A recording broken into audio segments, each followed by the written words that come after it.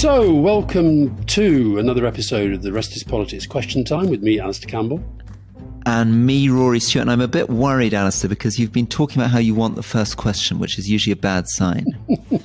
Well, I always, unlike you, Rory, I sit and go through all of them, even when they're in the thousands, because I think it's an important thing to do. But you've got a proper job now, so I accept you've got all that to get on with. But this is my question of the week. It's from Andrew McEwen.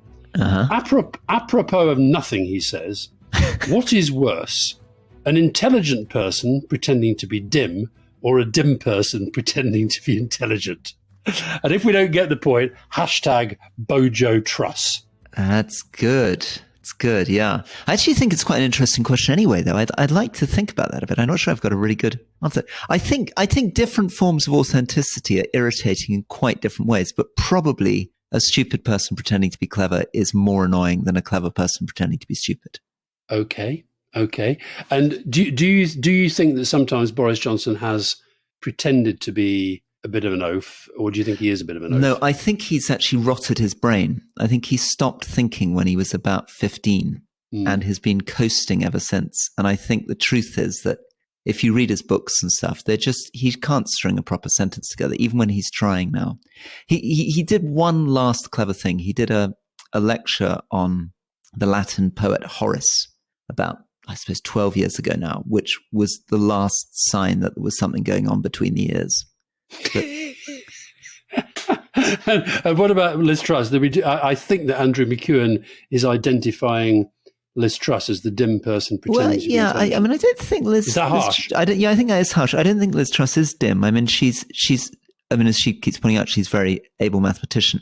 She's also, obviously, like you, Oxbridge educated. And as she points out, went from a comprehensive school to Oxbridge. I mean, obviously helped by the fact, I guess, that her father's a maths professor.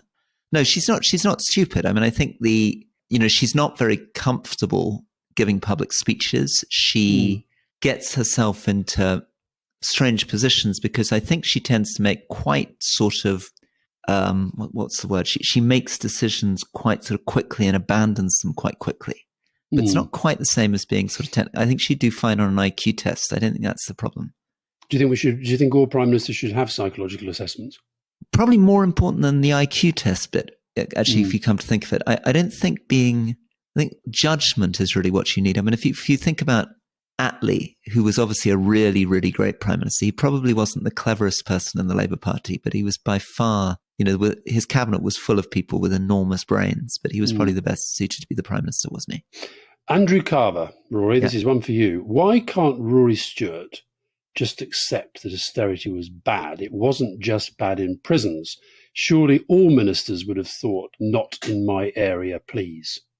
Firstly, I'm a little troubled because my brother-in-law is called Andrew Carver, so I'm still trying to sort of get my head around who exactly this Andrew Carver is.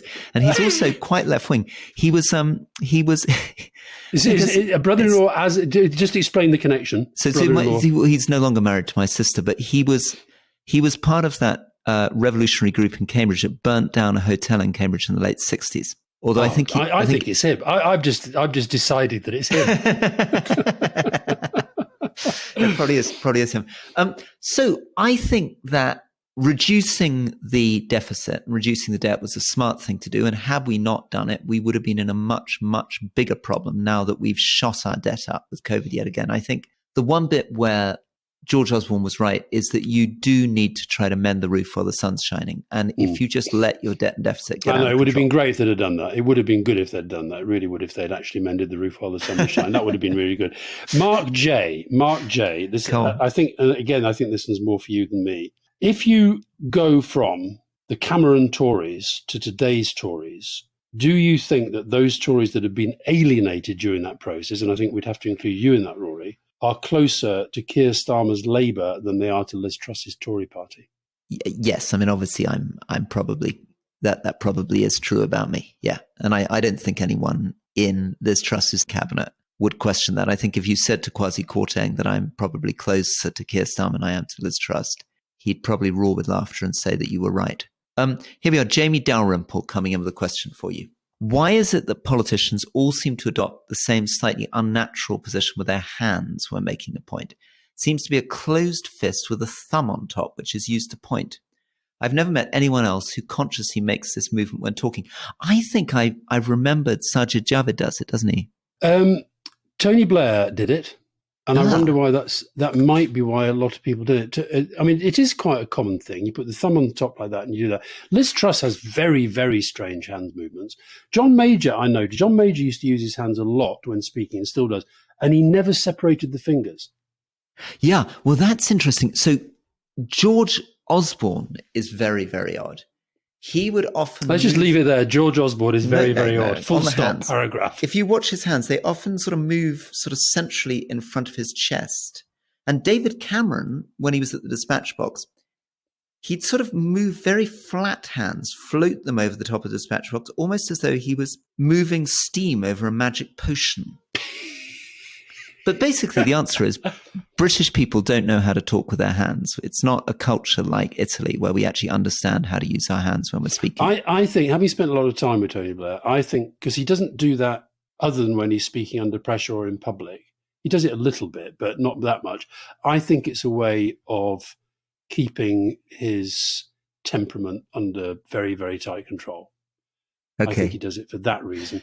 Bill Clinton was much more... Bill Clinton had amazing hand movement. And he used to sort of use his hands were part of his speech. I do a lot. I do a lot of hand movement. I love my hands when I'm waving them around when I'm speaking. I think there's some. I'm doing a DNA test, and I'm hoping to find some Italian explanation for this. I've done my DNA test, and it's virtually all Scottish Irish with a bit of Scandi. That's my problem. I did it for me and my father. My father was something like 99% Scottish, and even worse, it was 99% from a very small area between Perthshire and Angus.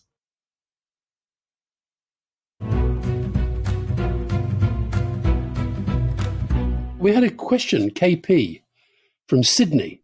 Yeah. What were your parents like? I'm keen to foster an interest in my children, in getting them interested in the world and showing compassion for others. We've talked a bit about our parents. My dad was a vet from the Hebrides. My mother was a farmer's daughter and one of the happiest, nicest people that ever lived. Not that political, interested in politics, but not that political. So what about you? We've talked a bit. We talked a fair bit about. I met your mum. She's a wonderful mum. Yeah, I think she's also actually. I mean, I think she is a remarkably happy person. My father was I would have loved to introduce you to my father because he was a sort of big, quite macho, very opinionated Scot with a Scottish accent in a way that I don't have a Scottish accent. And he... Was it posh Scottish or... Posh Scottish, but there was an edge of a Scottish accent there. He'd never been south of the border until he was 18 when he went to Oxford. So never left Scotland until he was 18. And then joined a Scottish regiment in the army, joined the Black Watch with his brother. What did he do to foster my interest in the world? Well, he was an amazing traveler, and he was wonderful about taking me with him. Probably my most memorable trip with him was he took me to Myanmar, to Burma, when he was 87 years old, and he stumped around. I mean, he wasn't actually physically that fit by that age. He was moving quite slowly, but every morning he'd get up 5:30 in the morning and he'd go out and he'd find breakfast food off a stall in the market and a map, and he'd come stomping back into our hotel room. We'd share a hotel room, little twin beds, and dump on my bed some extraordinary kind of sugary fried object that he'd found in the market, and then drag me out for a march around, which poking things with his stick. So anyway, that's my father. How old was it? How old was he when you wrote the book, when you were walking with him? So he was that age. I wrote it with him in his late 80s, and then into his early 90s. And he actually died at 93. He would be 100 if he was still alive today. And I was with him when he died. I tried to resuscitate him unsuccessfully when he died. But he went in the most wonderful way, with so much courage. It's absolutely wonderful. I mean, he started having a heart attack, and he said to me, "Rory, this is not good." And he pointed at a box of pills that I brought over. But I just then, and in the sort of half hour leading up to it, he just I was so proud of him. And in an odd way, I haven't mourned him much because I loved him so much and felt that, that him leaving in the right way was good. Tell me about your father. He was also born in 1922. Born in Tiree in the Hebrides.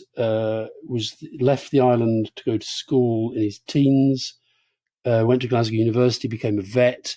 My mum actually, I think I may have told you this before, my mum at one point broke off their engagement because he refused to countenance going to work in England. If he was adamant he'd be able to get, but actually there was a glut of vets in Scotland and a dearth of vets in England. So eventually my mum called it off, but they did eventually go to England, and then he got a practice, and he didn't live as long as your dad. He was 82 when he died.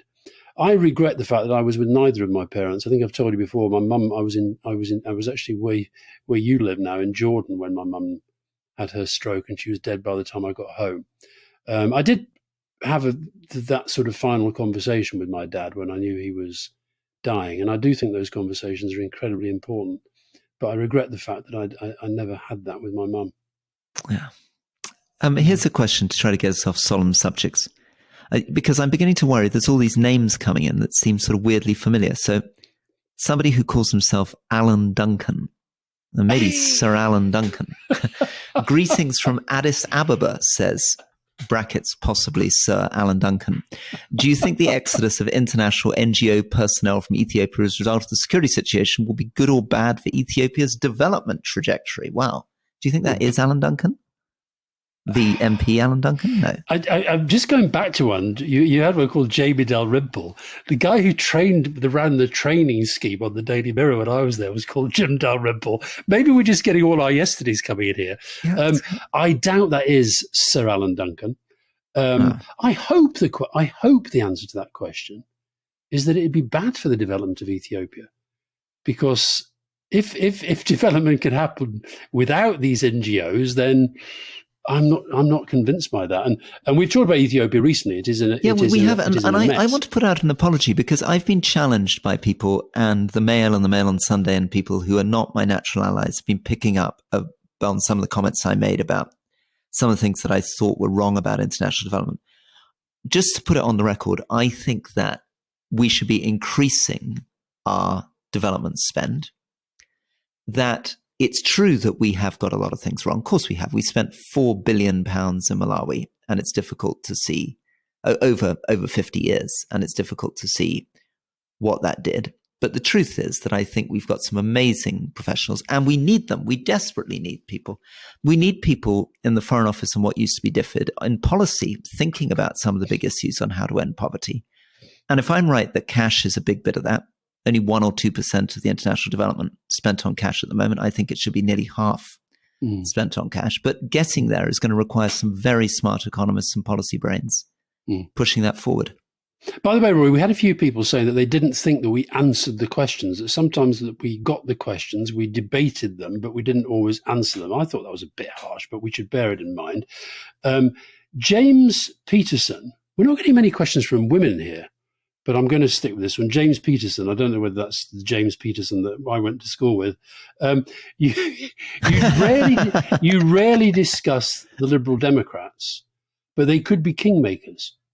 It's true, actually. We don't talk about them much, do we? No, we don't talk about them enough, do we? And that may be some horrible kind of conservative Labour snobbery, that we never really take them seriously. We just talk about the big parties. We talk about, as we did in the interview with soon to be put out with Mark Drakeford, we did talk about, and he agreed, I think, that he felt that Labour and the Lib Dems should be working pretty closely together in terms of a general election strategy. But it's true, we don't. But I guess that's a consequence of them doing so badly at the last election. But we should talk about them more, and we should maybe get one of them on, maybe a not serving politician, get them to reflect on that. I like Paddy Ashdown. I went to see Paddy Ashdown. We can't get him on because Paddy Ashdown is R.I.P. He's not with us anymore. But I went to see Paddy Ashdown when I was thinking of becoming an MP for the first time for advice. And his big bit of advice to me was, whatever you do, don't become a Lib Dem. I'll give you. I've got lots of stories of Paddy Ashdown. I mean, but when I was a journalist on the Sunday Mirror, I went to interview him, down at his house in his constituency in Somerset. And I was quite a young journalist, and I realised after the interview was concluded that I didn't turn my tape on. And I hadn't taken any notes. And Jane, his wife, just said, well, I think you should probably do it again, Paddy. Paddy won't mind.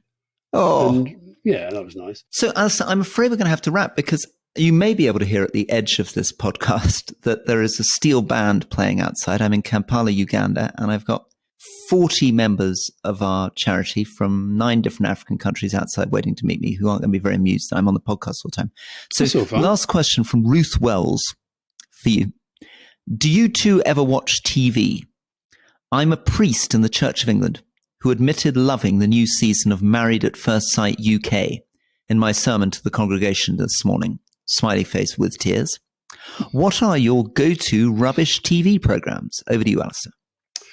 Oh, I try not to watch rubbish TV, but I do like. We're watching Capture at the moment, which is a thing about deep fake technology, which is quite scary. We recently watched Blackbird, which was extraordinary. The guy who played Elton John, Taron Egerton, who's absolutely brilliant in it, playing an former American footballer who becomes a drug dealer, gets into prison, and gets offered the chance to go into what would be a kind of Broadmoor to try to get this kind of psychopath guy to admit to previous offences. It is so tense. And absolutely brilliant. So, look, I don't want much telly, but I do watch a bit. So my recommendation for the moment, although I must confess I just caught it on the plane flying to Kampala, so I didn't finish the movie. Great recommendation. But I thought mesmerizing was a film called The Contractor with Chris Pine in it, because it was the most wonderful, at the beginning at least, examination of what takes people out of the military to become private security contractors. Oh, wow. And the medical challenges they face and the murky world of security contracting. In his case, he gets dragged into kind of American black ops at the moment, at least, at which our plane landed. Oh, anyway, my God. Couldn't you have just sort of said, look, I haven't finished the film yet. I'm a very important person. I don't know whether Rory, should you really be admitting that you're watching films on planes? It's technically working, traveling to the place. Well, it is true. I just want to point out, it was economy class flight, central seat, lots of screaming babies all the way around me, and I had been working until then. Now, thank you all very, very much, and have a lovely, lovely day. All the best. Speak soon.